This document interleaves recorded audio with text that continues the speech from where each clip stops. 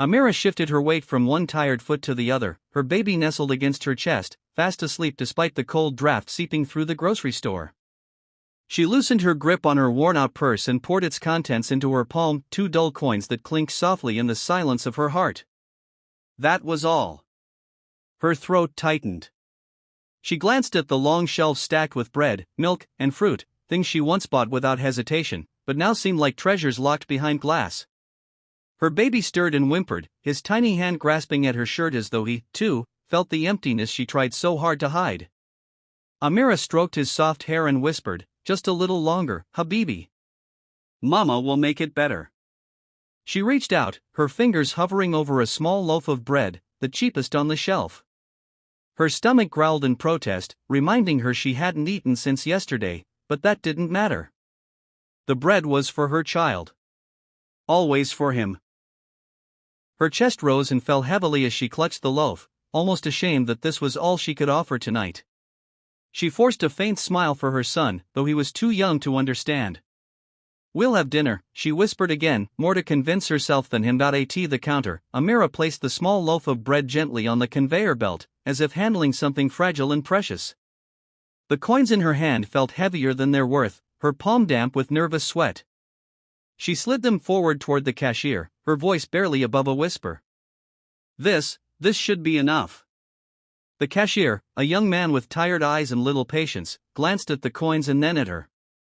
He sighed, the kind of sigh that carried more judgment than words. Without saying a thing, he scooped up the coins and began to ring up the purchase.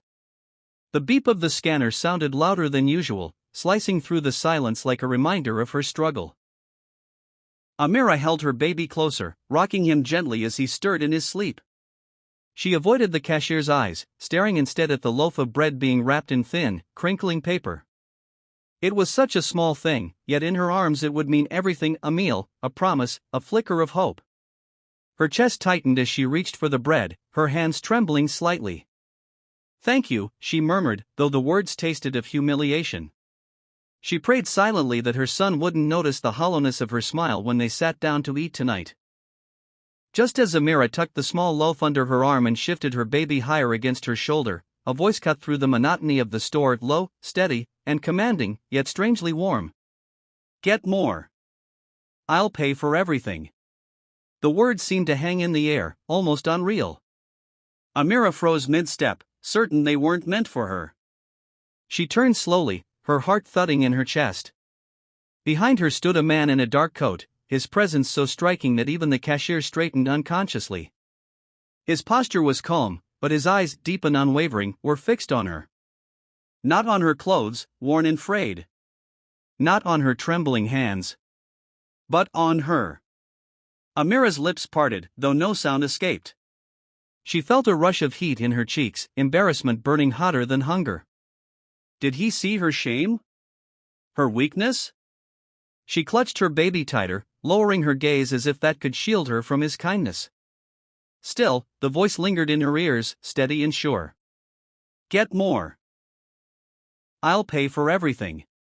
For the first time in weeks, she felt something stir inside her chest that wasn't fear or exhaustion. It was the faint flicker of hope, fragile but undeniable. The cashier hesitated, glancing between Amira and the man in the dark coat. The tension pressed down like a heavy blanket. Amira's fingers tightened around the loaf, her voice breaking as she spoke. I can't accept charity," she whispered, her eyes darting to the floor. Shame prickled at her skin. She had fought so hard to keep her dignity intact, to survive without pity. The man took a single step closer, his presence steady but not overbearing. "This isn't charity," he said gently, his tone firm yet kind. "It's humanity. Your child deserves more than one loaf of bread." Amira's lips trembled. Her baby stirred, his small fist pressing against her collarbone as though reminding her of the truth in the stranger's words. She swallowed hard, torn between pride and desperation. The man nodded toward the shelves behind her. "Please, take what you need. Milk, fruit, whatever will keep you both strong. Let me do this."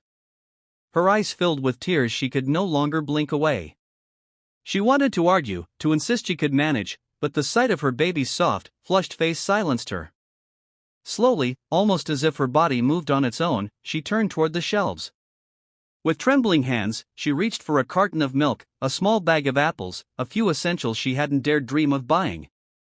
Her son's face lit up with a sleepy, innocent smile as if he understood.